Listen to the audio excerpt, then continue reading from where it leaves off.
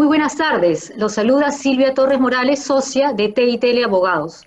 En nombre del grupo TITL les damos la bienvenida a nuestro webinar que hemos denominado Fiscalización y sanciones a centros educativos, cómo superarlos con éxito. Evento que está dirigido fundamentalmente a promotores, directores y plana gerencial de los centros educativos. Torres y Torres Lara Abogados, con más de 50 años de experiencia en el país, se pone de pie para apoyar a la comunidad ante la difícil situación que viene atravesando el Perú a través del desarrollo de diferentes mesas de trabajo virtuales gratuitas, analizando diversos aspectos legales de temas de interés en estos momentos. Para aquellos que no nos conocen aún, nuestra firma de abogados forma parte del grupo TYTL, el cual se encuentra conformado por 3 empresas. AC Consultores, que es una consultora económica y financiera del grupo, mediante la cual llevamos a cabo valorizaciones, due diligence, estructuraciones económicas financieras, estudios de mercado, entre otros. Tenemos también a la Red Peruana de Negocios, a través de la cual llevamos a cabo operaciones de intermediación empresarial a través de una plataforma de negocios y de nuestros business brokers. Se busca facilitar el contacto entre nuestros clientes para la compra y venta de empresas, búsqueda de financiamiento, búsqueda de socios de negocios, ya sea a nivel nacional e internacional. Esto último, gracias a nuestra red internacional de negocios que también lideramos. Ya tenemos presencia en 10 países del mundo. En tercer lugar, TITL Abogados. Es una organización con más de 5 décadas en el mercado, con un staff multidisciplinario de más de 50 abogados, enfocado a brindar servicios de asesoría legal preventiva y correctiva en todas las áreas del derecho. Asimismo, es el único estudio de abogados que desde hace 5 años es considerado como empresa socialmente responsable. Como es de conocimiento general, a raíz de la declaración del estado de emergencia, el Poder Ejecutivo ha venido expidiendo una serie de normas. Entre ellas se encuentran el Decreto Legislativo 1476 y su reglamento, que establecen medidas para garantizar la transparencia, protección de usuarios y continuidad del servicio educativo no presencial en las instituciones privadas de educación básica. Atendiendo a ello, el objetivo fundamental de este webinar es brindarles información en 3 aspectos fundamentales. En primer lugar, cómo afrontar una fiscalización por parte de UGEL, evitando la imposición de multas. En segundo lugar, cómo atender de manera óptima los requerimientos de los padres de familia. En tercer lugar, analizar las posibles incompatibilidades a nivel constitucional del decreto legislativo y su reglamento para saber cómo actuar. La mecánica del webinar será la siguiente. Tendremos 3 expositores que desarrollarán los temas de su especialidad, aplicados a la temática del presente webinar. Cada uno de ellos hará una exposición de aproximadamente 15 minutos. Luego de las exposiciones se absolverán las consultas de los participantes. Por ello, les pedimos que durante las exposiciones vayan redactando sus consultas en el chat del webinar para que puedan ser absueltas finalizadas las 3 exposiciones. Sí les pedimos, por favor, que sus consultas sean muy puntuales y muy claras. Respecto a las diapositivas que iremos compartiendo con ustedes mientras dure la exposición, no se preocupen, estas serán enviadas a sus correos a más tardar el día de mañana, junto con una encuesta que pedimos, por favor, la llenen para poder seguir mejorando. Dicho de esto, pasamos a presentar a nuestros expositores en el orden de su participación. En primer lugar, tenemos al doctor Alonso Morales Acosta, socio senior y jefe del área de protección al consumidor y competencia de TITL Abogados, con experiencia de más de 40 años como abogado. Ha sido presidente de la Comisión de Protección al Consumidor de Indecopi. En segundo lugar, hablará la doctora Guadalupe Montenegro Ruiz. Ella es abogada, asociada senior, quien forma parte del área de consumidor competencia de TITL Abogados. Y finalmente, presentamos al doctor Franklin Ocampo Cabanillas, abogado asociado senior, jefe del área de litigios de TITL Abogados. Por una cuestión de orden y para una mejor escucha de las exposiciones, mantendremos los micrófonos de todos nuestros asistentes apagados. Damos pues el uso de la palabra al doctor Alonso Morales para que inicie su exposición. Adelante, Alonso. Muy buenas tardes a todos, es un gusto estar con todos ustedes. En realidad me corresponde hacer una presentación general del tema y sensibilizarlos en torno a algunas cuestiones muy puntuales. En primer lugar, el título del Decreto Supremo 007-2020 Minedu denominado medidas para garantizar la transparencia, protección de los usuarios y continuar el servicio no presencial en las instituciones educativas privadas, haría uno suponer que de repente hay incentivos positivos.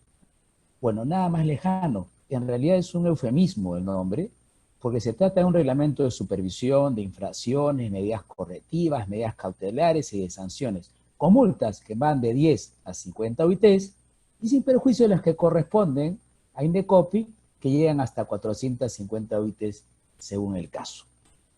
En realidad, pues este es el colofón de una tropelía, ¿no? Contra los centros educativos privados. Se inició con el decreto legislativo 1476, o un poco antes, con el decreto de urgencia 002 de enero de 2020, que introdujo una regulación incompleta de la cuota de ingreso. Se ha dicho que la sobreregulación en los centros educativos sea justificada en el intervencionismo que corresponde pues a un servicio público. En realidad nada más alejado que los centros educativos de un monopolio como el del sector eléctrico o el del servicio de agua y desagüe, ¿no? Bajo este argumento se ha querido no solo conocer los precios, que en realidad está bien, pero meterse en los costos de las empresas privadas o las instituciones privadas, su reserva bancaria, tributaria, lo que hacer con sus contratos y decirles cuándo se devuelve la cuota de ingreso, la matrícula, la pensión, casi forzadamente, como si lo que hubieran hecho no tuviese valor, como si haber mantenido y preparado la infraestructura educativa presencial se hubiera convertido en un pecado. Se olvida además que cuando se trata inclusive de un servicio público en que hay competencia, la regla es la desregulación, ¿no? La menor regulación es la regla. Y se deja que se satisfaga pues con mayor exactitud la demanda en función de precios y calidades en el servicio.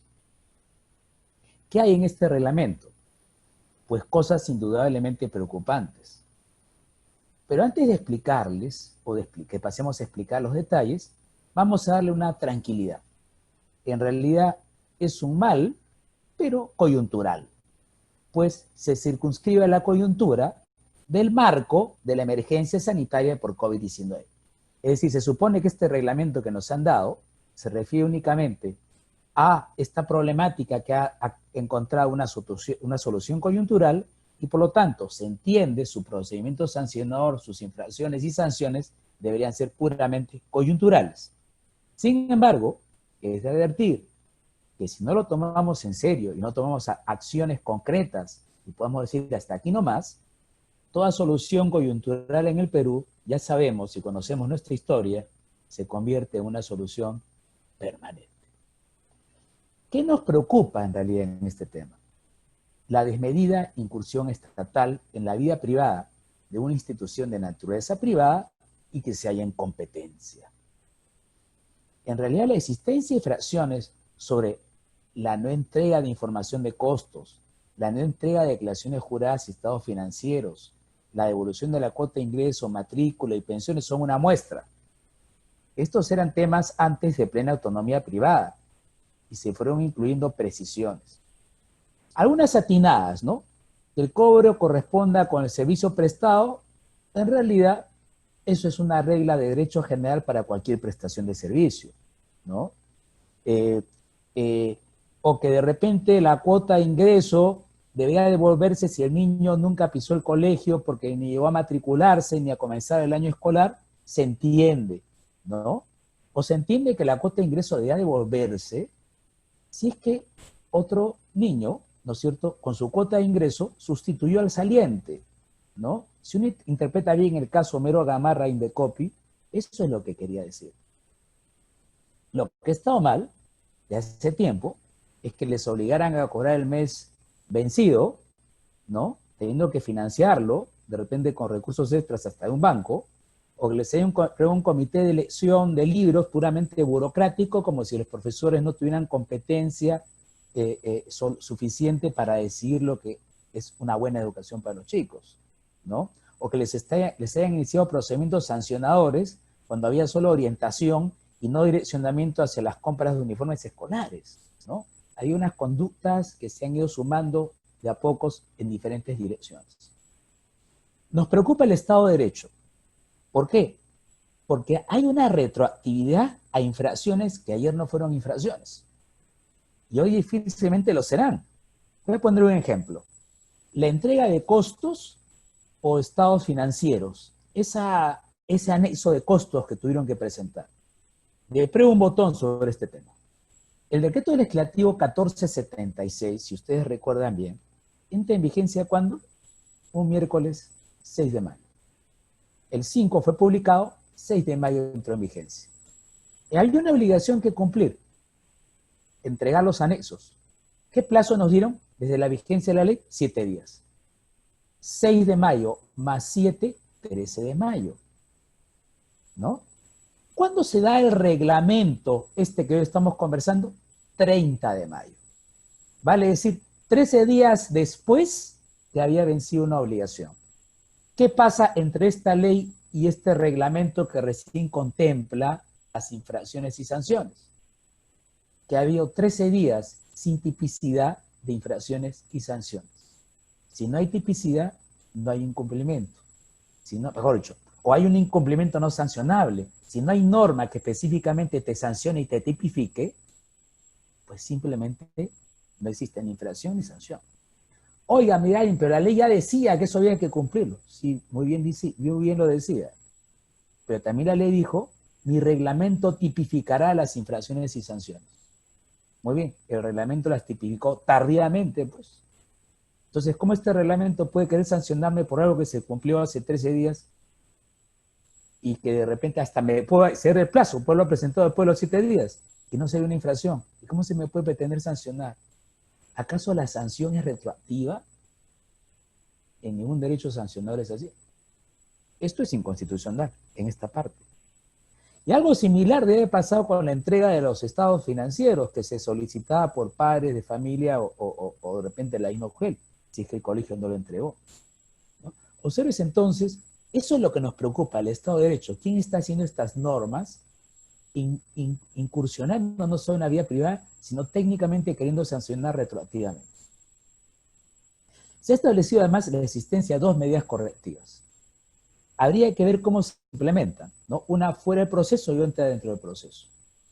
Una podría ser un adelanto de la resolución definitiva antes de tiempo, o es un elemento incentivador. Lo voy a dejar que lo analice la doctora Montenegro y que nos presente las dos caras de la medalla. La existencia de 2 posibles competencias, además, de 2 órganos sanciones, UGEL e Indecopi, ¿no? Ya sabemos que Indecopi es muy duro, pero para lo mismo, claro, ahí se dice, se deja salvaguardada la competencia de Indecopi, pero a su vez se asume la cautela, la salvaguarda, la fiscalización, supervisión de la información, que es un elemento típico de Indecopi. Sin embargo, puede haber intersticios, que la doctora Montenegro le va a explicar específicamente, ¿no? Puede haber unas ventajas, sí, hay reglas sobre eximencia y reducción de multa, pero puede haber casos en los cuales la eximencia no sea posible, ¿no?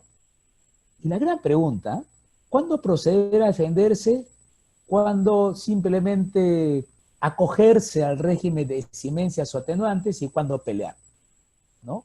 ¿Cuándo irnos a una acción de amparo? ¿Cuándo un contencioso administrativo contra una multa que nos parece ilegal?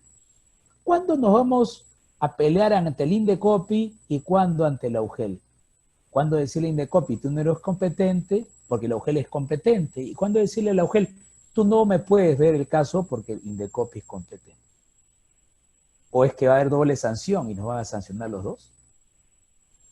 Pero el régimen nos dice ne bis in idem, no 2 veces por la misma sanción. No, es que son diferentes organizaciones del Estado, eso no interesa. Es que no, es que el fundamento puede ser diferente. A ver, Indecopi ve 90% información, y acá nos están diciendo que la información debe ser clara, veraz, oportuna. Vale decir, las mismas características que de la información ven Indecopi, ¿no? ¿Qué soluciones hay? ¿No? ¿Qué soluciones hay? Desde luego, siempre hay las de defiéndanse, pero creo que hay una solución que no se está mirando y que le hemos venido anunciando hace un tiempo en algunas entrevistas y conferencias hasta en la televisión.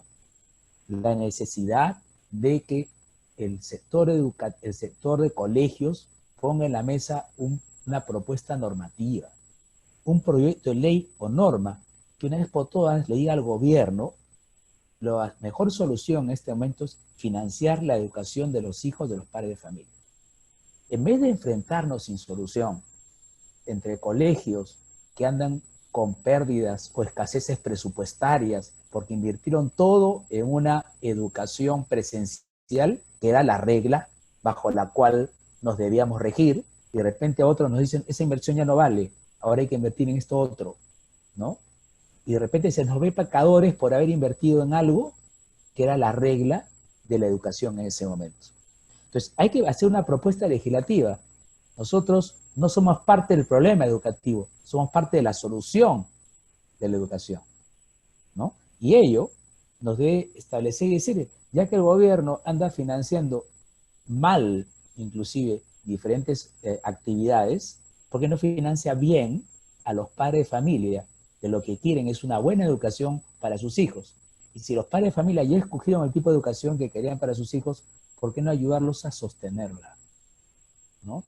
Esto yo tengo entendido que en el Congreso ya se discutió, que incluso hubo un partido político que se lo hizo saber al Premier.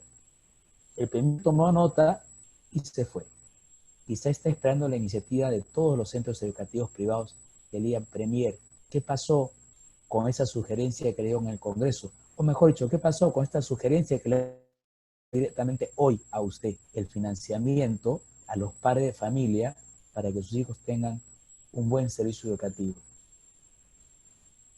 Otro tema, ya temas judiciales propios de nuestra actividad, no podemos esconderlos, la acción de inconstitucionalidad de esa ley, la acción de amparo de esa ley y la defensa en los procesos contenciosos administrativos cuando nos terminen aplicando este reglamento a los centros educativos. Estos son algunos temas en los que quería sensibilizarlos antes de cederle la palabra a mis compañeros de profesión y de estudio. Y sí decirles que hay un camino en el que se tendrán que defender solos, indudablemente. De repente afrontar algunas cosas solos. Otros en el que tienen que hacerlos definitivamente colectivamente y gremialmente. Aquí falta realmente en el fondo un gran coordinador. Hay una dispersión de liderazgos, ¿no? Los colegios metodistas, los colegios católicos, los colegios parroquiales, los colegios no parroquiales, los colegios con fines de lucro, los colegios sin fines de lucro, los colegios cooperativos y los colegios no cooperativos. Cuando todos están en la tarea educativa de educar, ¿no? Indudablemente hay algunos que ya recorrieron su camino y han iniciado su amparo o su acción de inconstitucionalidad. Eso me parece muy bien. Hay que seguir ese camino y síganlo. Continúen. Pero los que todavía no lo han hecho, bueno, aquí estamos para apoyarlos y si lo desean patrocinarlos, ¿no? Es un camino que hay que hacer. Muy bien. Gracias por escucharme. Le cedo la palabra para que inicie ya en temas más puntuales de los que he venido anunciando a la doctora Lupe Montenegro. Adelante, Lupe.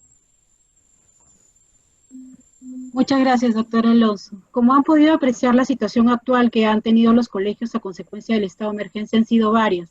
De un momento a otro toda la situación cambió. Solo para ponernos en contexto, teníamos al Indecopi y al UGEL emitiendo comunicados sobre las sanciones a imponer.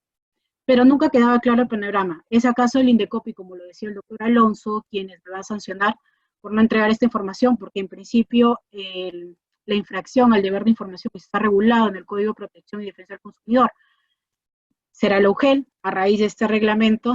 Bueno, actualmente ese panorama ha cambiado con la delimitación del procedimiento administrativo sancionador, como todos sabemos, regulado a través del reglamento del decreto legislativo 1476, en donde UGEL resulta ser competente para sancionar a través de esta especie de procedimiento sancionador transitorio. Y digo transitorio porque, como veremos más adelante, solo se sancionará lo establecido en el decreto legislativo 1476, que no es otra cosa que las obligaciones emitidas para este estado de emergencia. Esto significa que pasado el estado de emergencia se seguirá aplicando las obligaciones del decreto legislativo 1476, pues no. Justo había una consulta por ahí que vi que había llegado y está básicamente ligada a esta pregunta.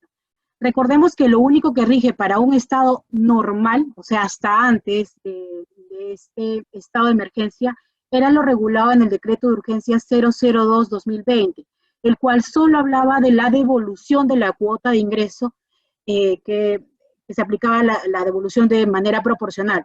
más no una matrícula o pensiones. Ha sido recién, a raíz de ese estado de emergencia, que se toca ya el tema de matrículas y pensiones.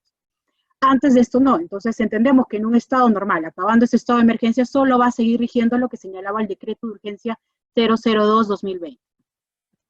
En ese contexto, varios centros educativos se planteaban la siguiente pregunta: ¿cómo afrontar una fiscalización por parte de la UGEL y evitar la imposición de la multa?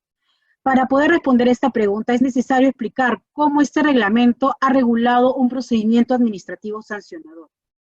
Aquí lo que nos tiene que quedar en claro es que este procedimiento se puede iniciar por iniciativa de UGEL o por la denuncia de cualquier padre de familia que se sienta afectado, siendo que las diligencias de supervisión se pueden realizar pues a través de videollamadas, videoconferencias, correos electrónicos, entre otros medios digitales. Este reglamento no señala que va a ir un fiscalizador al local de los centros educativos porque se entiende que las clases están suspendidas. No hay aparentemente nadie en el local, así que este tipo de información se lo pueden pedir a través de cualquier medio digital. Van a poder observar en este cuadro cómo se ha dividido en este reglamento el procedimiento. Se habla de una labor preventiva y un procedimiento propiamente dicho sancionador. ¿Por qué una labor preventiva? Lo que ha hecho el Minedu es dividirlo en dos etapas, la supervisión y las recomendaciones. Es una supervisión que está a cargo de UGEL, como señalábamos, iría una persona, un representante de UGEL, solicitaría a un representante de UGEL información a través de todos los medios virtuales que tienen a los centros educativos respecto a lo regulado en el decreto legislativo 1476. Y habla mucho y resalta sobre un enfoque preventivo. ¿Esto qué significa? Lo vamos a ver en la etapa de recomendaciones. Una vez que UGEL ha recogido toda esta información respecto a las obligaciones exigidas en el decreto legislativo 1476, va a emitir de manera preventiva, o sea, no es un procedimiento sancionador, simplemente es un informe donde va a recomendar, si es que verifican que ha habido una contingencia, una presunta infracción, situaciones de las que les va a indicar que puedan levantarlas. Por ejemplo, si ellos verificaron que el colegio no entregó información respecto al desagregado de los costos, a los estados financieros, que no hizo una modificación a su contrato, lo han verificado, entonces las recomendaciones que va a dar UGEL, ¿sabes qué, centro educativo? Te voy a dar un plazo de 5 días para que en este plazo levantes estas observaciones. Uno se pone a pensar, entonces estamos ante una especie de medida correctiva en una labor preventiva, porque básicamente te está indicando, como vamos a ver más adelante, que subsanes estas infracciones y que otorgues al padre de familia la información que le debes entregar. En esta recomendación, en este informe que también levanta el UGEL, puede recomendar que se inicie un procedimiento administrativo sancionador o que se archive el mismo. Esto podría darse, por ejemplo, en los casos donde hay un plazo establecido para entregar información y no se haya cumplido dentro de este plazo. Esta es una labor preventiva y lucha mucho UGEL para que sea un enfoque preventivo. No es, como vuelvo a decir, una sanción. Aquí no se va, en esta etapa no se va a multar, en esta etapa no se va a sancionarlo. Simplemente se les va a recomendar. Y ya como vamos a ver más adelante, los centros educativos tienen la oportunidad de pensar si es que se van a adaptar a estas recomendaciones y ejecutarlas, o sea, cumplir con esta medida correctiva previa, o simplemente van a esperar que UGEL les inicie formalmente el procedimiento administrativo sancionador. Esa es la segunda etapa. Como podemos ver acá en el cuadro, está el inicio o archivo de una denuncia. UGEL les va a notificar una resolución en donde, si les está iniciando, les va a señalar cuáles son las presuntas infracciones que habrían cometido o las va a archivar. ¿Esto qué significa? Que de plano les indica que no han encontrado una presunta infracción. ¿Qué otro tema tenemos? Les va a dar un plazo de 15 días para que presente sus descargos. En caso ustedes consideren pertinente que deberían de acogerse a este procedimiento y presentar sus descargos. Finalmente, con o sin los descargos, lo que va a hacer UGEL es emitir un informe previo en donde recomiende, ojo, este no es la resolución final, donde recomiende declararse fundada la denuncia o infundada. En caso la declare fundada, ahí recién van a proponer una multa, lo vamos a ver más adelante, y las medidas correctivas que considere pertinentes. Le dará 15 días para que el centro educativo presente alguna observación a este informe. Si el centro educativo lo presenta o no, por favor, la siguiente diapositiva. Si el centro educativo presenta o no Este informe, finalmente, UGEL va a emitir una resolución final, en donde formalmente los va a sancionar si es que encuentra fundada la denuncia y va a emitir las medidas correctivas correspondientes. Hay un plazo de 15 días para que apele y Minedu ya en segunda instancia resolverá el caso declarando, confirmando la resolución de primera instancia o revocando. Ahora bien, sobre lo que hemos explicado de este procedimiento, aparentemente es un procedimiento como el Indecopi. No sé si alguno de ustedes ha tenido alguna denuncia ante Indecopi, pero la diferencia está en que este procedimiento tiene más un enfoque preventivo. UGEL te da la oportunidad, si es que existe infracción de por medio, para que subsanes las supuestas conductas infractoras y así no se te inicie una denuncia. En ese contexto, los centros educativos tienen que evaluar si están ante un caso en donde aprovecharán esta oportunidad para subsanar la conducta, la supuesta conducta infractora, o están ante un caso peleable y por ende optar por defenderse ante el inicio de un procedimiento administrativo sancionador. Otro tema que llama bastante la atención es que se le ha dado competencia a UGEL para dictar dos tipos de medidas correctivas, como lo señalaba al inicio. Una que se da la labor preventiva cuando te fiscalizan y encuentras posibles infracciones, recomendando que las subsanes.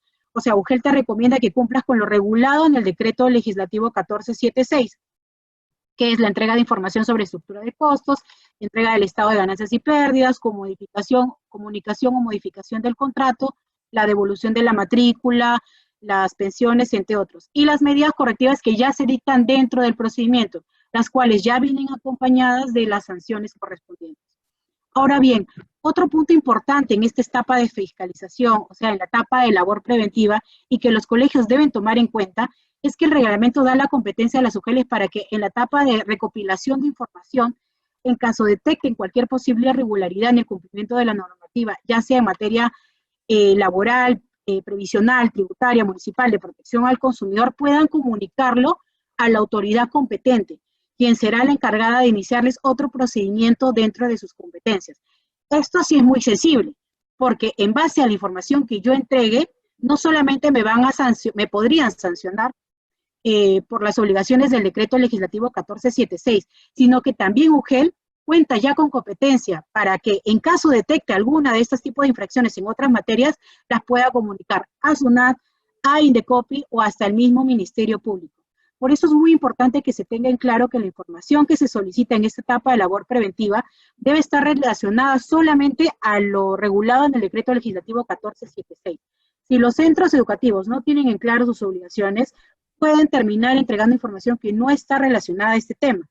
Con esto no les estoy diciendo que se nieguen a entregar información, porque como veremos más adelante, eso configura una infracción al reglamento, sino que se debe de analizar y, por qué no decirlo, orientar al fiscalizador para entregar la información pertinente, siempre dejando constancia de las objeciones que se tiene que hacer.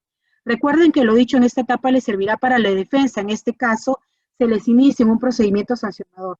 Toda la información que se recopile en la labor preventiva va a ser usada sí o sí ante un eventual inicio de un procedimiento administrativo sancionador. Si yo dejo constancia de alguna observación que ha pasado en esta etapa de fiscalización, voy a poder alegarlo, usarlo como defensa también ante un eventual procedimiento, en caso el colegio decida no acogerse a estas recomendaciones y más bien sí defenderse porque ven un caso peleable, ganable, ante un eventual procedimiento administrativo sancionador.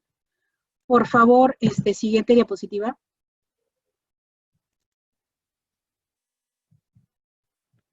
Bueno, no sé si les han puesto. Ahora, un tema importante son las infracciones y sanciones también que han acogido este reglamento. Entonces, habiendo ya conocido lo que se nos viene en un procedimiento preventivo y uno sancionador, es necesario que antes de analizar si optarán por acatar las recomendaciones o pelear el caso, conozcan ante qué posibles infracciones se están enfrentando. Como premisa principal, recordemos que los centros educativos tenían un plazo máximo para remitir información a los padres de familia respecto a lo regulado en el 1476 hasta el 12 de mayo del 2020. En este punto, recordemos que la información obligatoria que se debía de entregar a los consumidores era el desagregado de los costos fijos y variables en que se incurren en virtud del servicio educativo no presencial, así como las sumas totales de los costos comparando aquellos costos y sumas totales correspondientes a la prestación del servicio de educación presencial. Esta información básica te aseguraba que los padres de familia conozcan si habían variado los costos de las clases presenciales en comparación a las clases virtuales, y así se vea o no justificado una disminución en las pensiones, y a solicitud de los padres de familia que se les entregue el estado de ganancias y pérdidas. ¿Por qué hacemos mención a ello? Justo lo antes señalado justifica el hecho de que UGEL pueda sancionar a los colegios por las inflaciones que están establecidas en el ítem A, B, C, D y F. Si se pueden ver, justo el A habla de incumplir con remitir a los padres de familia el servicio educativo de la gestión privada en el plazo legal establecido la información referida a la antes mencionada a los costos de los colegios. Incumplir con informar de manera veraz, oportuna, completa y objetiva de buena fe la información antes señalada. ¿Por qué resalta mucho este tipo de características en la información? Recuerden que ustedes no solamente tenían que trasladar a los padres de familia los costos que creían que se habían modificado, sino que estos costos tenían que estar definitivamente siendo totalmente objetivos y transparentes, porque esta información que se le entregaba al padre de familia configuraba una declaración jurada. En una declaración jurada el colegio no podía decir, yo estoy pagando por alquiler de mi local 1.000 soles y ahora igual lo sigo pagando, y después en una supervisión UGEL te pide la información y puede verificar que en realidad no estaban pagando por el alquiler del local 1.000 soles, sino 500 soles o 700 soles. Si ustedes recordarán, cuando le remitieron a los padres de familia la información en el anexo, solamente era el anexo como una declaración jurada. No adjuntaban boletas, no adjuntaban recibos, no adjuntaban alguna constancia. ¿Por qué? Porque justo la finalidad de ese documento era una declaración jurada. Eso no significa que cuando venga UGEL, yo solamente le voy a entregar esa declaración jurada. Estamos muy seguros, porque este es un procedimiento muy similar a los que hay en Indecopi, que les van a pedir el sustento de las declaraciones juradas. Entonces, justo para sustentar esa posible infracción, es que también señalaba el incumplimiento de haber brindado una información que pueda ser falsa, que no pueda ser objetiva o hasta que pueda ser confusa. Cobrar por las prestaciones que se han dejado de brindar en el estado de emergencia. Recordemos que básicamente teníamos unas clases presenciales y que estas cambiaron a raíz del estado de emergencia. Se entiende que los colegios ya no brindaban 10 cursos, de repente brindaban 5 cursos, y por lo tanto se justifica el tema de la disminución de las pensiones.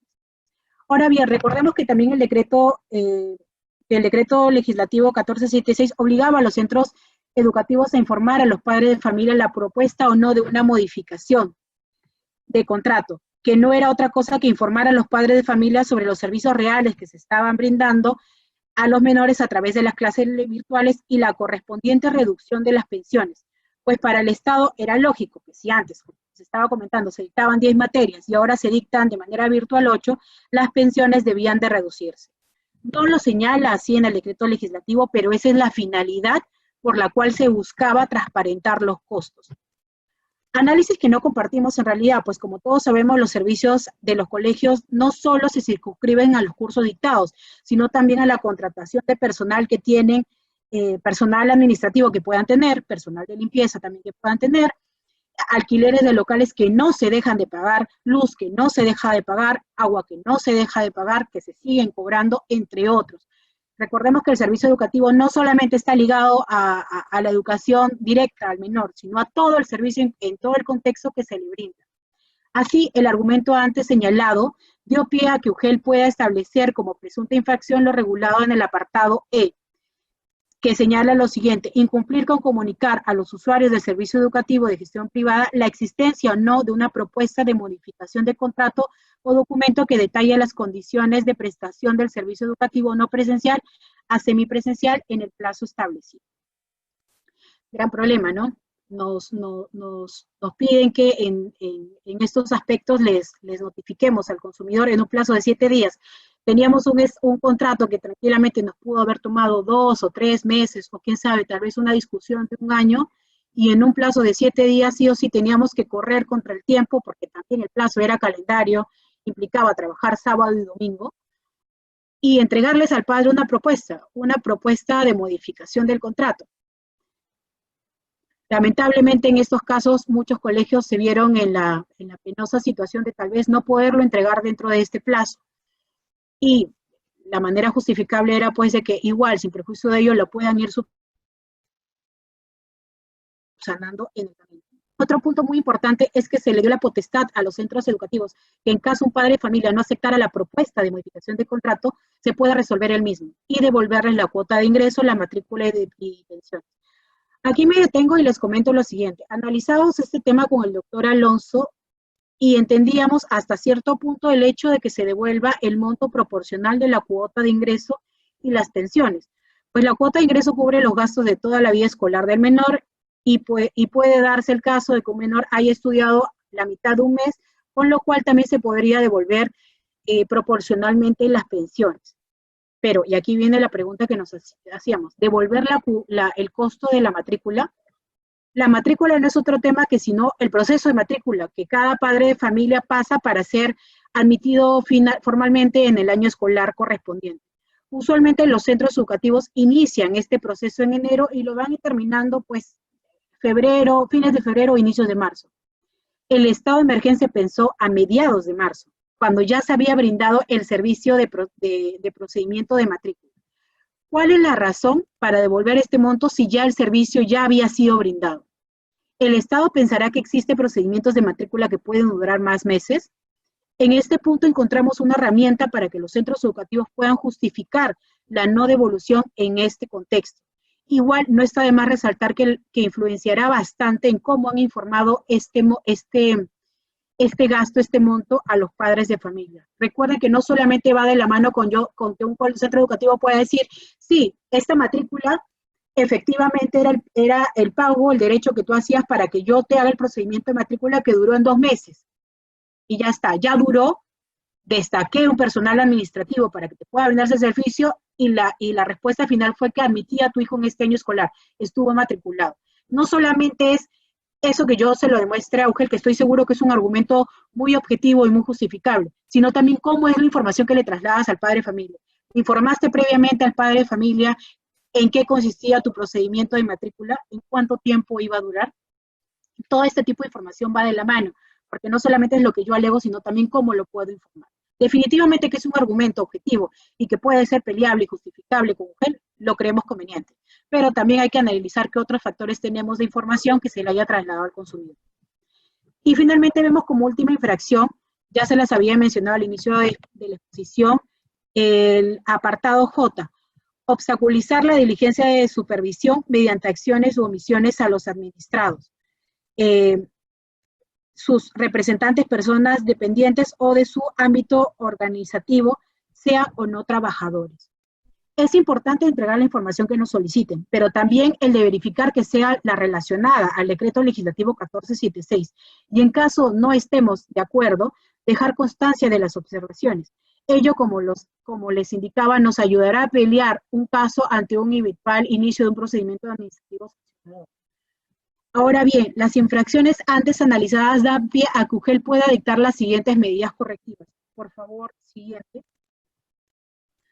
Van a poder observar que las medidas correctivas que establecía este reglamento del decreto legislativo no es sino otra cosa las que están directamente relacionadas con las obligaciones del decreto legislativo.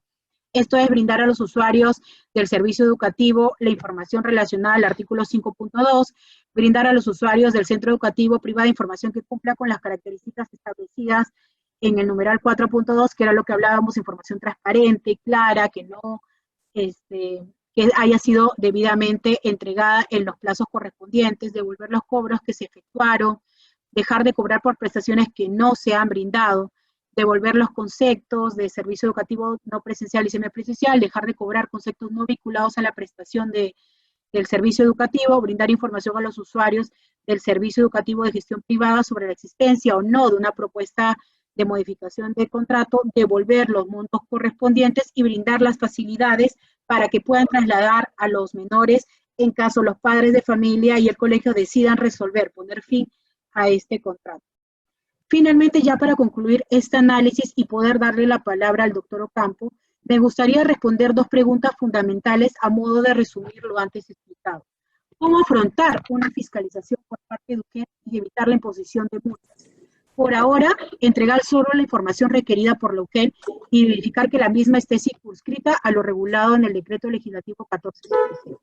Si se verifica que la información requerida no guarda relación con esto, se puede indicar ello en el acta de supervisión.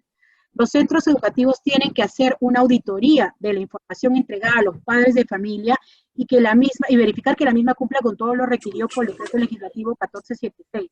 De lo contrario, proceder a buscar un acercamiento con el padre de familia y subsanar la conducta antes de una eventual imputación de cargo.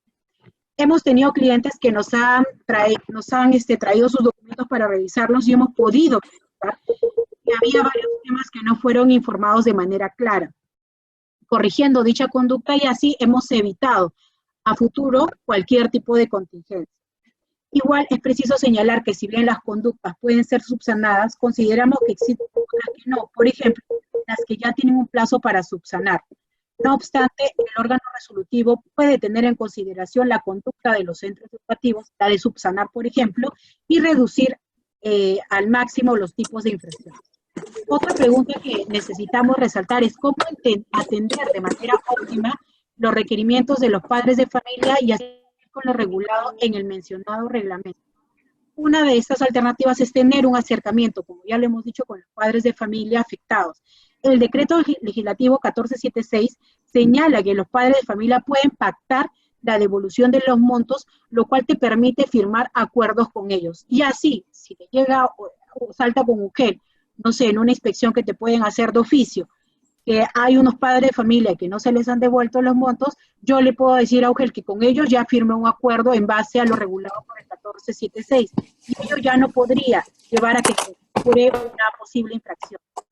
Otro es, como lo habíamos visto con los colegios, solamente ofrecerles becas, medias becas, a los padres que realmente se encuentran afectados por el COVID. Teníamos un colegio que nos mencionaba que cuando que habían solicitado la reducción de la pensión, tenían aproximadamente unas 200 solicitudes de padres de familia que pedían que se les reduzca la pensión, más de lo que ya había propuesto el colegio. Entonces el colegio hizo, bajo unas recomendaciones que nosotros habíamos dado, algo muy puntual. ¿Saben qué? Nosotros ya en la medida del decreto legislativo hemos sincerado nuestro costo y esto es nuestra reducción, el 20%. Sin perjuicio de ello, vamos a dar unas becas, mega becas, a aumentar más la reducción si es que los padres de familia me demuestran, uno, que se han quedado sin trabajo, dos, que han sido suspendidos y no están recibiendo un ingreso, tres, que, bueno, algún familiar falleció por COVID y era el sustento de su hogar. Literal, de las 200 solicitudes, todas se habían reducido a 3 solicitudes. 3 solicitudes de padres que realmente necesitaban el apoyo del centro educativo. Y pues ya, a modo de conclusión, nos decían, yo los he ayudado porque en realidad eran padres que lo necesitaban. Eran padres que habían estado en una situación pues que definitivamente sí necesitaban también el apoyo por parte del colegio.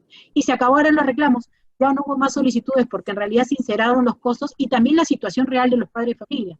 Muchos colegas nos decían, no es justo que padres de familia que reciben mensualmente su sueldo, que reciben mensualmente sus bonos, que son gerentes de tal empresa, nos vengan a pedir más reducción cuando ya hemos reducido al máximo nuestros costos. Entonces, esa es una salida que también puedan tener los colegios para proponerle a los padres de familia. Otra es informar de manera detallada los costos en los que se ha invertido cada concepto y así que claro los montos a devolver. Por ejemplo, si un padre de familia señala que pide la matrícula, la misma se puede sustentar en que ya se usó, como lo señalaba en el procedimiento de matrícula. Y revisión de los documentos y reclamos entregados a los padres de familia a fin de detectar las posibles contingencias y subsanarlas de manera tal que UGEL no inicie procedimientos o para reducir las contingencias. Eso sería todo conmigo, estaré atenta a sus preguntas. Le doy el pase al doctor Franklin Ocampo para que les pueda explicar el tema que le corresponde. Muchas gracias. Gracias, Guadalupe. Buenas tardes con todos. Yo quería abordar básicamente, de manera muy rápida, para luego pasar ya a la ronda de preguntas, 4 puntos. El primero está relacionado básicamente a la educación como servicio público, conocer un poquito cuáles son las razones que justifican que la educación se haya declarado un servicio público. Luego, evaluar brevemente también cuáles son las consecuencias que supone para el Estado, las obligaciones, las facultades y los límites que supone para el Estado el hecho de que se declare la educación como servicio público. Eso como segundo. tercer punto, me planteo tocar brevemente el tema de las obligaciones contenidas en el Decreto Legislativo 1476 y evaluar si las mismas armonizan o no con la Constitución, de manera muy breve, para luego finalmente determinar, en el supuesto, claro está, de que se pueda advertir algún tema, algún visos de inconstitucionalidad en alguna de estas obligaciones, tocar un poquito el tema de cuáles serían los mecanismos legales que el ordenamiento jurídico nos faculta para justamente repelir estos actos que transgredirían la Constitución, ¿no? Repeler estos actos. Bien, entonces empecemos con el primer punto, que es la educación como servicio público. Acá hay que empezar señalando que la ley 28988 declara, como ahí está en la diapositiva, se puede ver, declara la educación básica regular como servicio público esencial. Pero claro, alguien me podría decir, pero doctor, el artículo 15 de la Constitución señala que cualquier persona natural o jurídica puede ser promotor, puede conducir una educación, una institución educativa y además puede transferir la misma. Eso es lo que señala el artículo 15 de la Constitución. Entonces, pues el Estado no tendría que meter mucho sus narices en este tema. Eso me podría decir alguien o preguntar, ¿no? Entonces, claro, para responder un poquito ese interrogante, tendríamos que recurrir, yo creo que sería pertinente, por ejemplo, recurrir a algunos instrumentos jurídicos del Sistema Interamericano de Derechos Humanos. Al respecto, solamente para mencionar, el artículo 13, por ejemplo, del Protocolo de San Salvador, señala que toda persona tiene derecho a la educación y esta debe estar orientada al reconocimiento de su dignidad humana, ¿no? Y a la formación de su personalidad. Reconoce además el protocolo de San Salvador que la educación cumple un rol muy importante, ¿no? Muy importante tanto en lo que es en la protección justamente de los derechos fundamentales y deben procurarse con la educación que todas las personas participen de manera activa en una sociedad democrática. En esa misma línea, el Comité de Derechos Económicos, Sociales y Culturales de las Naciones Unidas también reconoce justamente que la educación es el principal medio por las cuales personas en situación de pobreza, tanto adultos como niños, pueden salir de esta, ¿no? Es un medio de progreso para salir de la pobreza. Y además constituye el medio idóneo, ¿no? El principal medio para la emancipación de la mujer, la protección de la explotación de los niños, entre otras cosas. Entonces lo que tenemos acá, lo que podemos advertir es de que, claro, la educación es un derecho fundamental, obviamente, pero además cumple un rol muy importante, ¿no? Que es justamente el mecanismo que sirve para proteger o para concretizar otros derechos fundamentales. Entonces tenemos, por ello, eso lo ha reconocido el Tribunal Constitucional en algunas sentencias que por ahí están mencionadas en las diapositivas. Tenemos una naturaleza binaria del derecho a la educación. Por un lado, derecho fundamental, pero por otro lado también un derecho que permite concretizar o materializar otros derechos humanos, otros derechos fundamentales, como por ejemplo la dignidad humana y principalmente el libre desarrollo de la personalidad, ¿no? Porque claro, con educación, la persona puede establecer un proyecto de vida y tratar de materializar el mismo. En ese sentido, entonces, lo que ha dicho nuestro Tribunal Constitucional, que es nuestro máximo intérprete de la Constitución en el Perú, es de que, a diferencia de que cuando solamente están en juego intereses netamente privados, en la educación no lo están, porque el rol de intervención o el rol de Estado social se fundamenta en las necesidades básicas, por un lado, en la protección de derechos fundamentales y en la dignidad humana. O sea, lo que señala el Tribunal Constitucional, que en la prestación de servicios básicos, la prestación de servicios básicos tiene íntima vinculación con la satisfacción también de derechos fundamentales.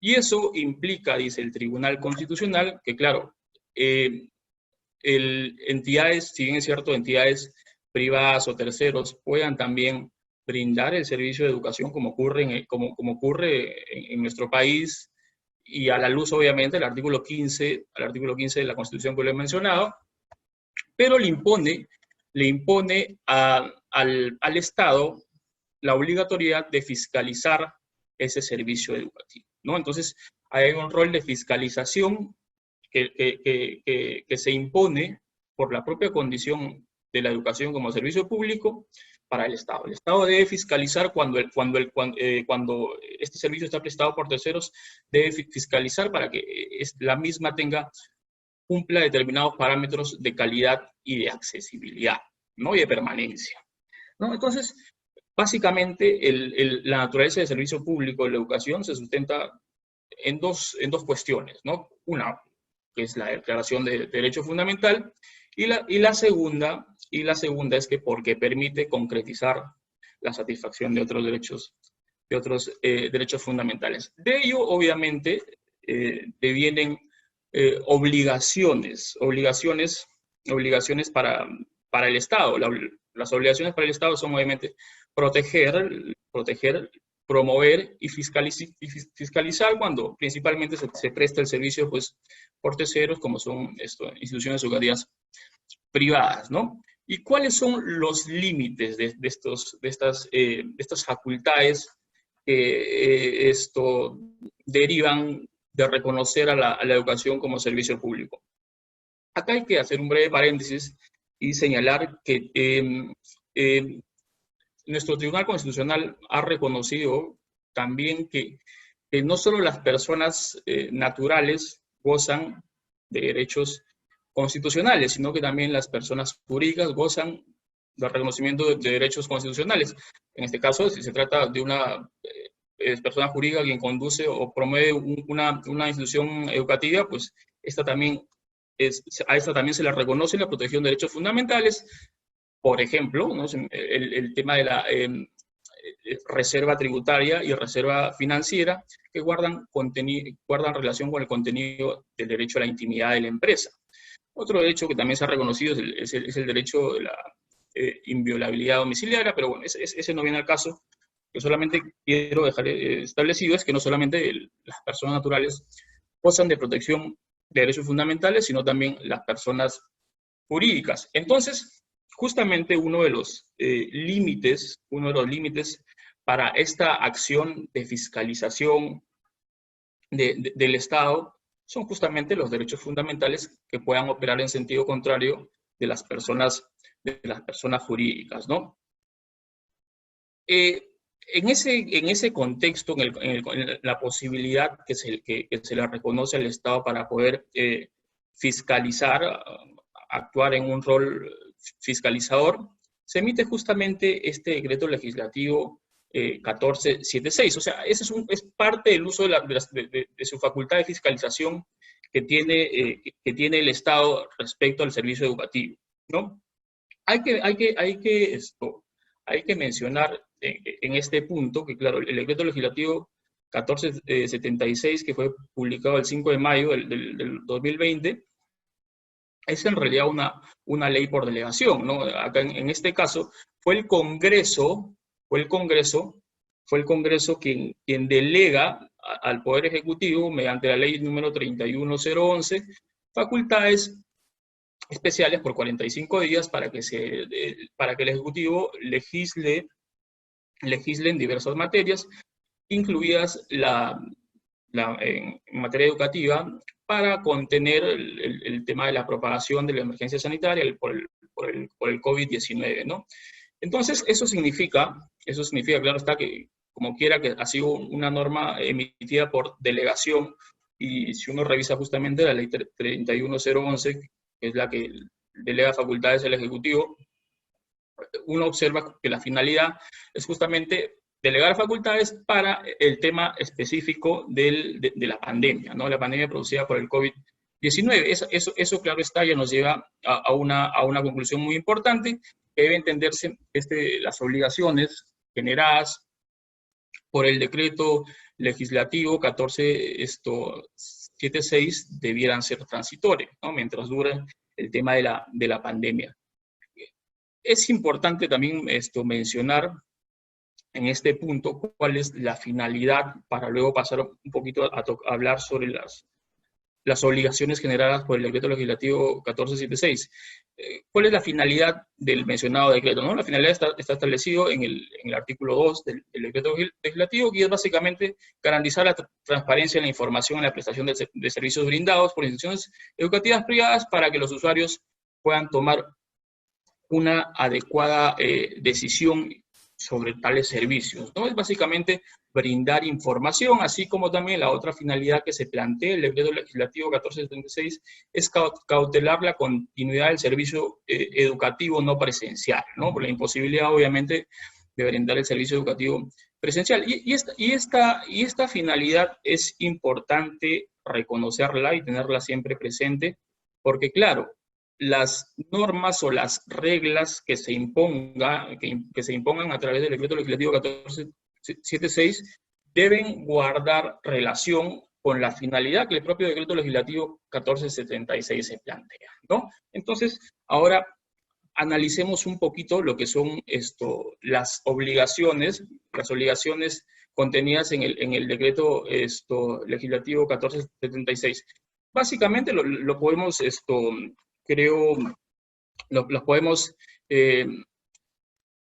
agrupar en dos grandes grupos, valga la redundancia. Uno, el primer gran grupo, está referido a las obligaciones que las instituciones educativas privadas debían brindar de manera obligatoria y en un plazo de 7 días, ¿no? El plazo, mal no recuerdo, venció el día 13 de mayo, ¿no? Entonces, estas eran una serie de obligaciones generadas con la propia emisión del decreto legislativo 1476, que guardaba básicamente relación con el desagregado de los costos fijos y variables, ¿no? Se estableció ahí un anexo en el decreto legislativo 1476, donde se mencionaba la obligatoriedad de presentar, por ejemplo, el tema de las planillas de pago, los contratos de arrendamiento, y acá ya viene un tema muy problemático, ya estamos hablando del tema de las obligaciones contenidas en el decreto legislativo. Se mencionaba como obligación también, como información a entregar por parte de las instituciones educativas, el tema de la declaración jurada, ¿no? Que es una declaración jurada que guarda relación, obviamente, con la reserva tributaria de las instituciones privadas. Y como segundo grupo de obligaciones contenidas en el decreto legislativo 1476, que están todas en el artículo 5, tenemos algunas que están condicionadas a un requerimiento del padre de familia o de la propia UGEL. Información que básicamente guarda relación con la reserva financiera de la institución educativa, ¿no? Es el caso del estado de ganancias y pérdidas, el flujo de efectivo, ¿no? Como lo repito, toda esta información está condicionada al requerimiento del padre de familia o lo que el espíritu de la norma es que si el padre de familia te requiere esa información, tu institución privada estás en la obligación de brindársela, o si la UGEL te requiere esa información, igual estás en la obligación de brindársela. Entonces, lo que nosotros observamos, en principio, como cuestiones problemáticas son este segundo grupo de información que guarda relación con la reserva financiera de los colegios, ¿no? Creemos de que no guarda relación alguna con el tema de la finalidad planteada por el decreto legislativo, que se te requiere tus estados financieros o tu estado de ganancias y pérdidas. Claro, si la idea o el espíritu de la norma es transparentar los costos, los colegios particulares que se vienen realizando para la continuidad del servicio en épocas de pandemia. Claro, seguramente habrán costos, seguramente o posiblemente, habrán costos que ya no se estén realizando, porque ahora el servicio presencial ya no se hará, sino que todo el servicio es de manera virtual, ¿no? Entonces, claro, seguramente habrá esa posibilidad, pero lo que no observamos es de que se tenga que presentar información que claramente guarda relación con la reserva financiera, como el estado de ganancias y pérdidas, para cumplir ese objetivo. O sea, no hay una relación de esto, no hay una conexión en que se deba presentar esta información financiera para cumplir con el objetivo de la norma que la norma se plantea, ¿no? Si quieres si quieres transparentar la información, que los padres conozcan de los gastos o costos que estás haciendo, bueno, se podría decir que es válido, claro, que tú me presentes las planillas de pago, el tema de los alquileres, bueno, que acreditan obviamente el tema de tus recibos de internet, de tu contrato de internet, pues claro, eso evidenciarán esos costos, esos gastos que tu colegio particular estás realizando para mantener operativo el servicio educativo en época de pandemia. Pero ¿qué sentido tendría que tú presentes tu flujo de caja chica o tu estado de pérdidas y ganancias?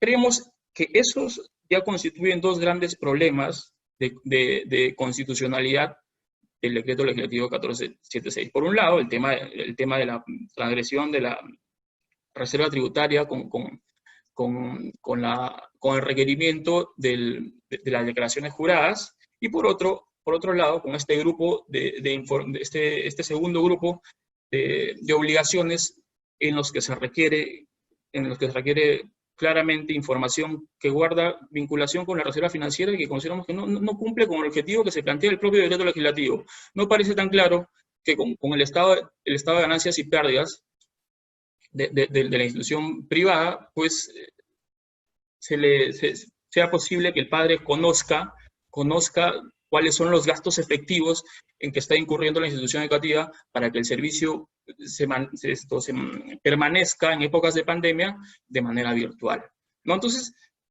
nosotros consideramos en principio que ahí ya hay dos problemas de constitucionalidad de este decreto legislativo 1476. Y aunado a ello,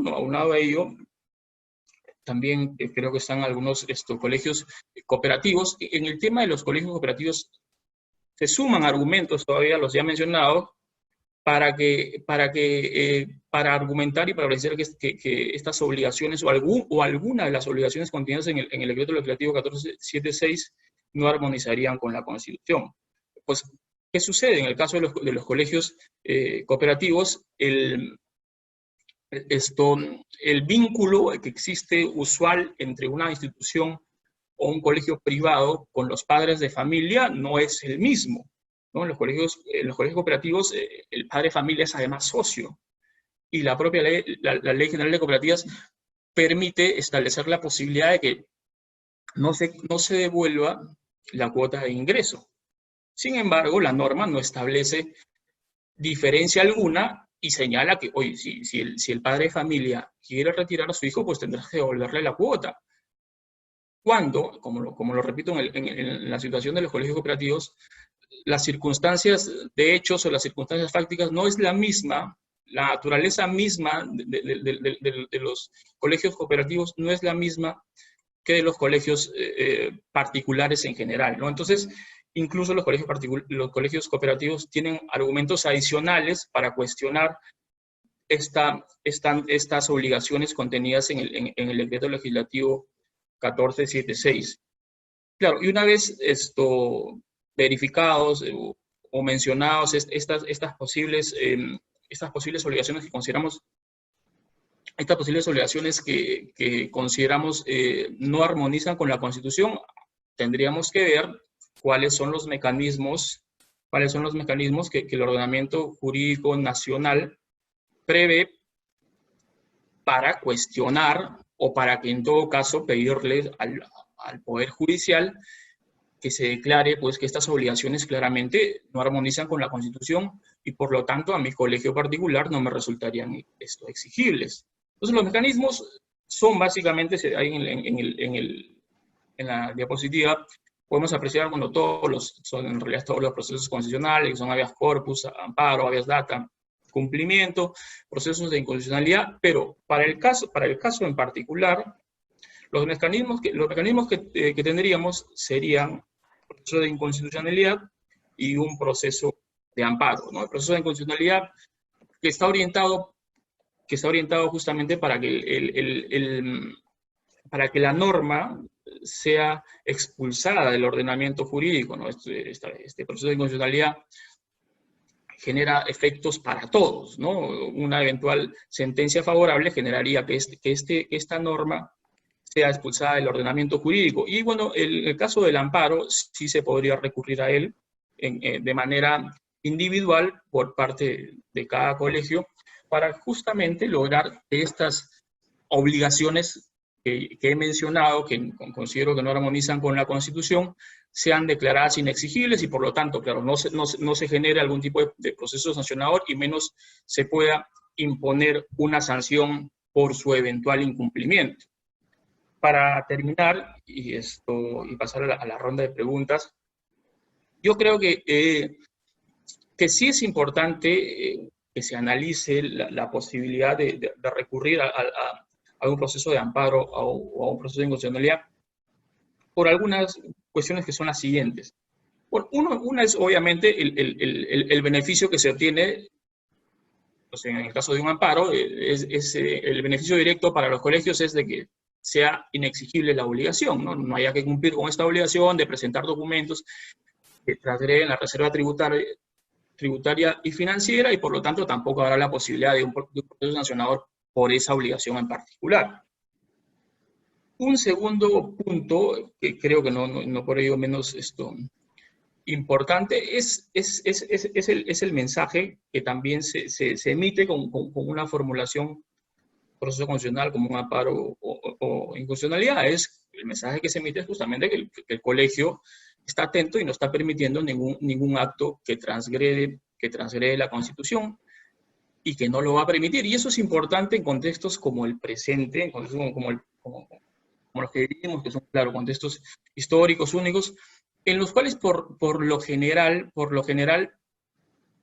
generan extremos que en ambos casos son muy perjudiciales. O sea, lo que generan normalmente contextos como el que vivimos de pandemia es o populismos, que creo que lo estamos viendo en el Congreso, con alguna norma ya que prohibió el cobro de peajes y que ya el Poder Judicial el día de ayer ha emitido una medida cautelar señalando que se debe inaplicar esa norma o suspendiendo la inaplicación de esa norma, o del otro lado, que se presenten pues regímenes autoritarios, ¿no? Ese es un poquito el riesgo en estos contextos, que hay autoritarismo o populismo de otro lado.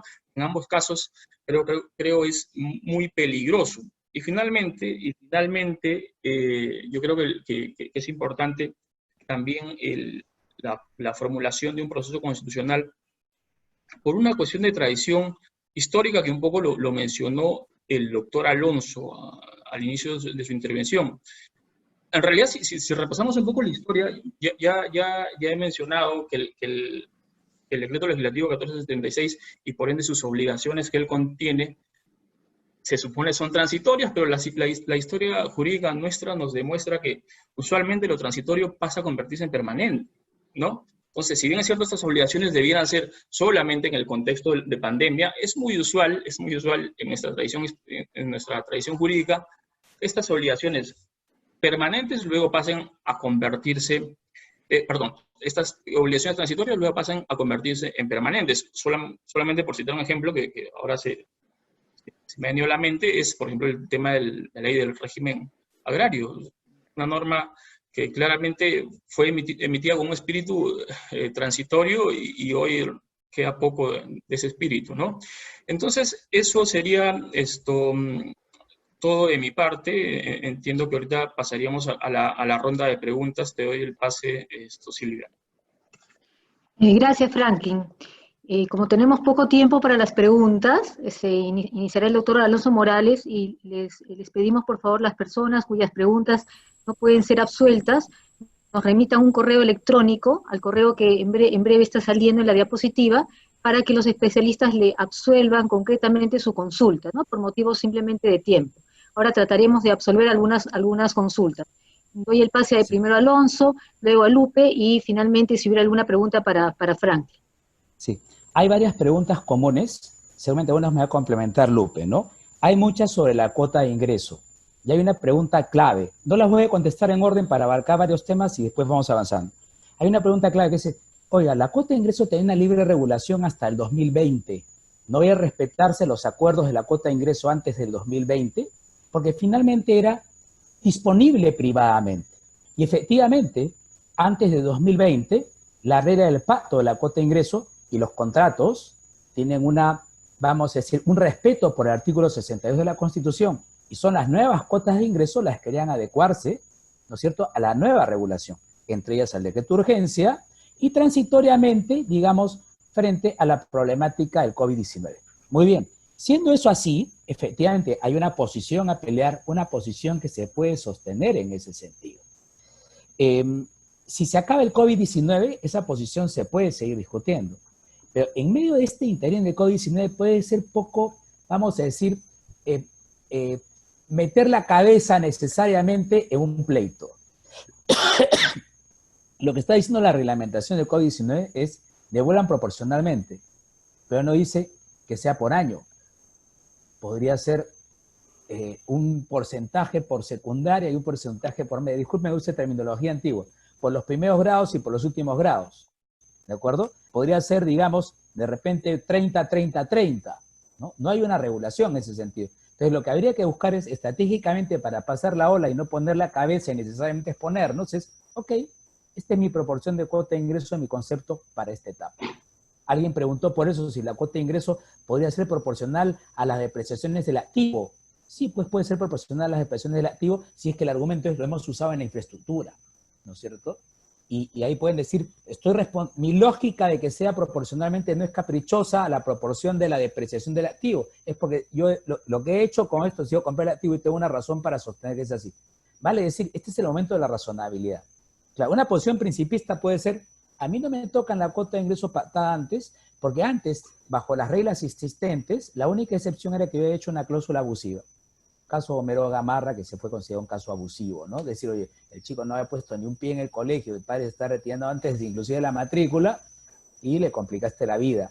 Y además el criterio que se deslizaba era, oye, si de alguna manera había una sustitución de ese padre de familia por otro padre, me ha dicho, por ese hijo, por otro hijo, ya cobraste una cuota de ingreso por el ingresante, libéralo, pues, ¿no? Libéralo, porque de alguna forma la inversión que se había hecho con el otro chico ya estaba sustituida por esta otra, ¿no? Entonces, eso es el régimen hasta el 2020.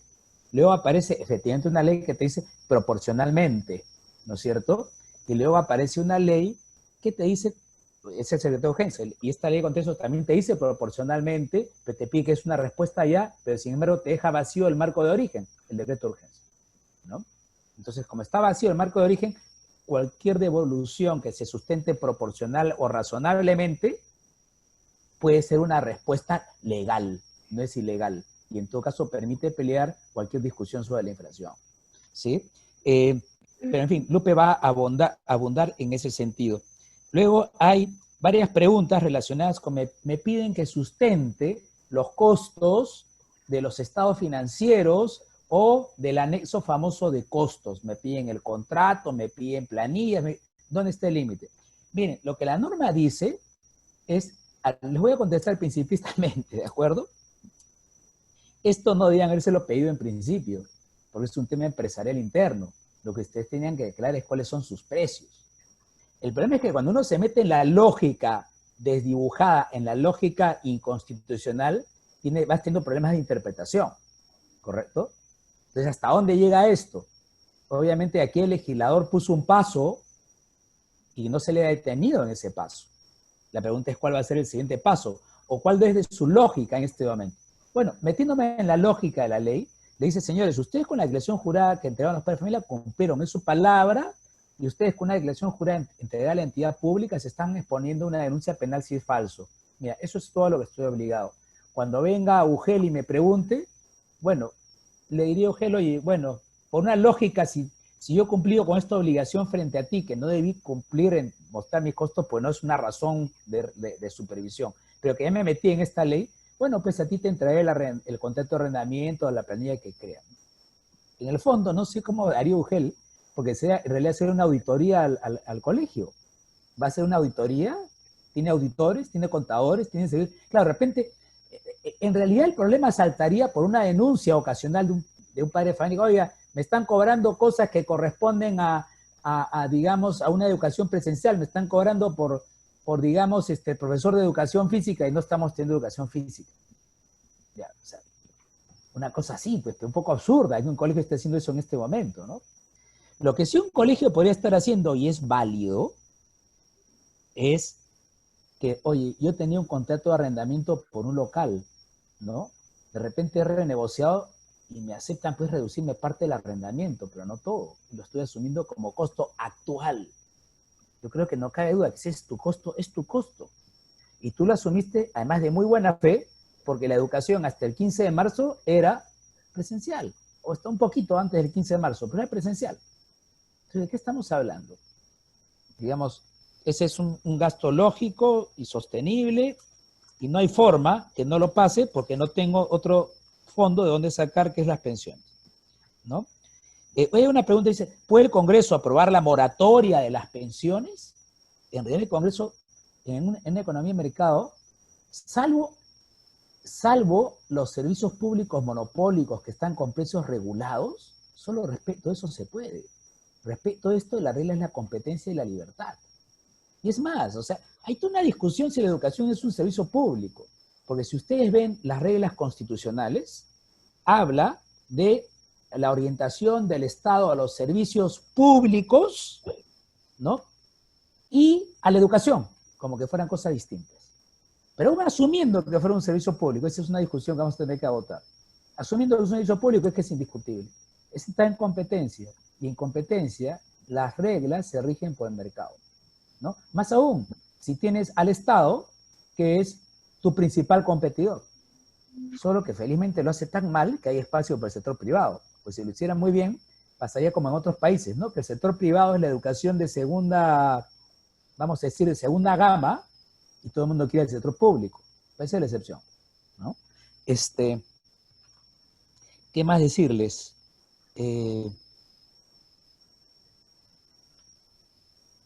Bases de cálculo sobre cuota de ingreso, le voy a pedir a Lupe que lo señale.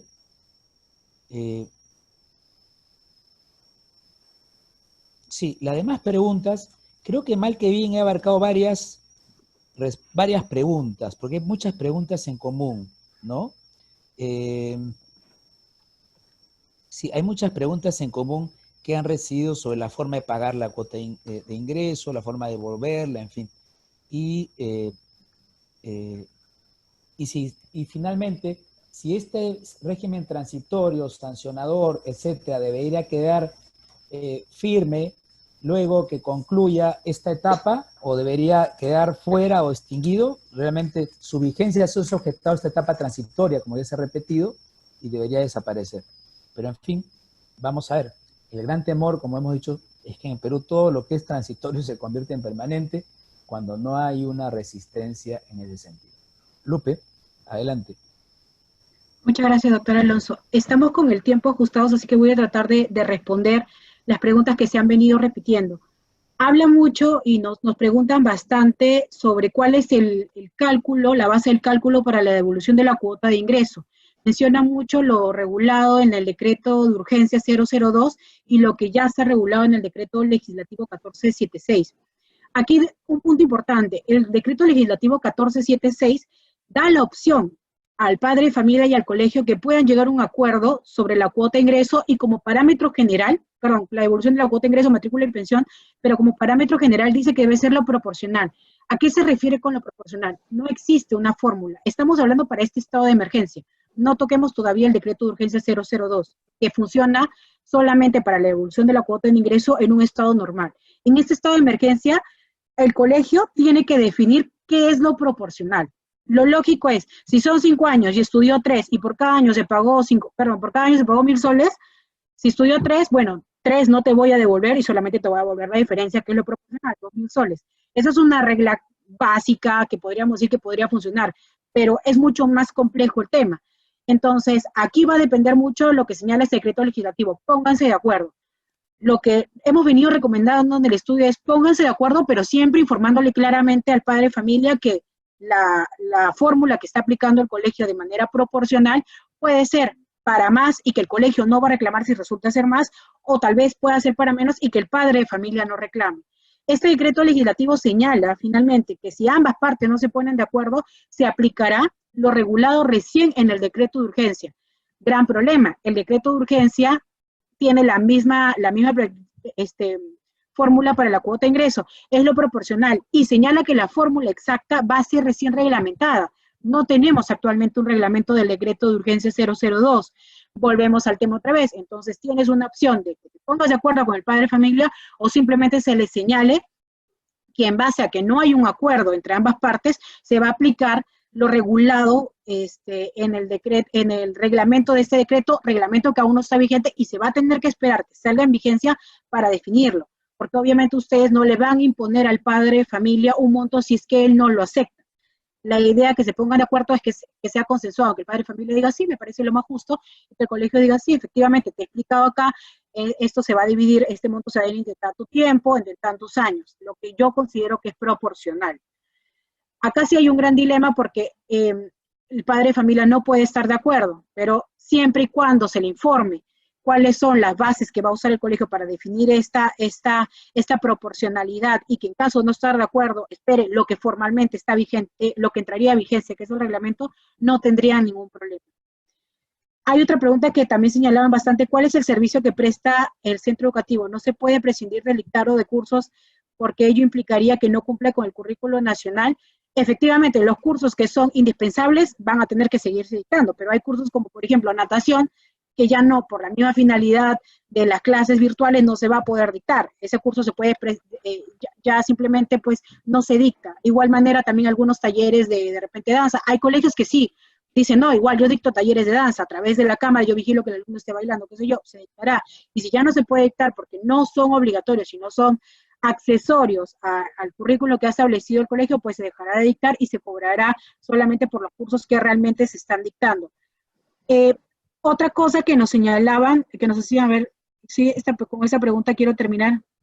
¿En qué consiste el derecho de matrícula o lo que incluye debería haberse informado antes de la matrícula? Sí, recuerden que la ley de centros educativos particulares te indica que todo se debe informar al finalizar el año escolar y al siguiente el cronograma de pagos, entregar el reglamento interno donde deberían estarse consignando los montos de la matrícula, pensiones y cuota de ingreso. Entonces, ahí es la oportunidad. ¿Qué pasa si no lo hicieron? Tienen una contingencia, sí, pero no está mal si es que ahorita, aprovechando el momento que no les hayan iniciado una investigación, lo pueden informar al padre de familia, informarle que efectivamente cuál es la finalidad de la cuota de ingreso y por qué se procedería o no a devolver. Nuestra recomendación es que de repente solamente se lo informen a los padres de familia que han solicitado esta devolución. Explicarles. ¿Tienen una contingencia? Sí, porque por la otra norma, que es la norma de centros educativos, debieron de haberlo informado en su oportunidad. Pero, aprovechando que es una función preventiva la DUGEL, podrían subsanarlo en este momento. No da tiempo para más, nos gustaría haber absuelto el resto de consultas, pero no se preocupen, entiendo de que vamos a proceder a hacerlo por correo electrónico. La doctora Silvia le doy la palabra para que les pueda explicar este tema. Gracias, Lupita. Sí, lamentablemente por razones de tiempo no se han podido absolver todas las consultas, sin embargo, se podrán hacer vía email. Ustedes tienen ahí el correo electrónico, contacto@titl.com.pe para que nos escriban. Agradecemos a nuestros expositores y a la audiencia por su presencia el día de hoy. Pueden contactarnos, como les dije, en el correo que está apareciendo en la presentación. Con esto damos por finalizado nuestro webinar. Esperamos reencontrarnos muy pronto en otros eventos. Muchas gracias a todos, buena salud y seguimos adelante. Adiós. Buenas tardes a todos. Adiós, hasta luego. Adiós, hasta luego.